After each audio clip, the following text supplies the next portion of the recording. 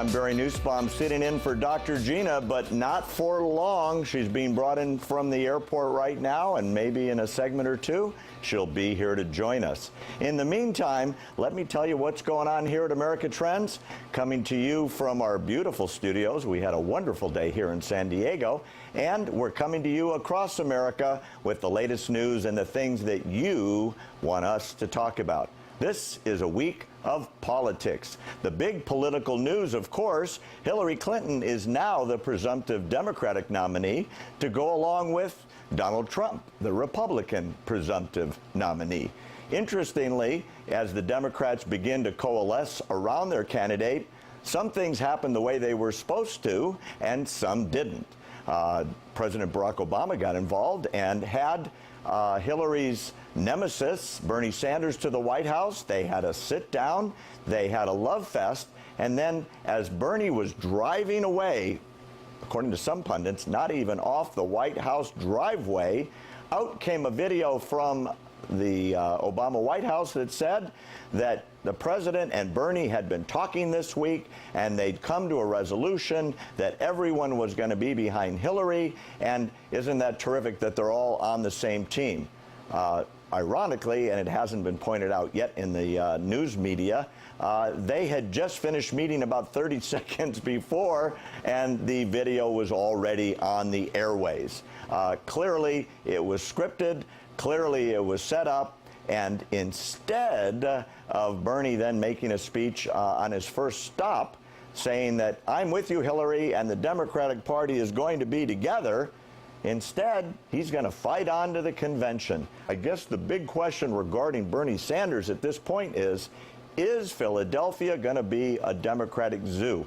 Is there going to be the Bernie revolution continuing? Because, as everybody is asking, without a strong endorsement by Bernie Sanders, the left wing of the Democratic Socialist Party is not going to be supporting Hillary Clinton. There are a lot of studies out literally today saying without his push and his cajoling and his enthusiasm, that wing of the party that was brought in by Bernie's revolution is not going to go with the traditional Democratic candidate, which is someone from within the system, a professional politician named Hillary Clinton. Also today, Elizabeth Warren, the other member of the left-wing fringe of the party, endorsed Hillary Clinton and says that everyone will be behind her as that unifying goes on.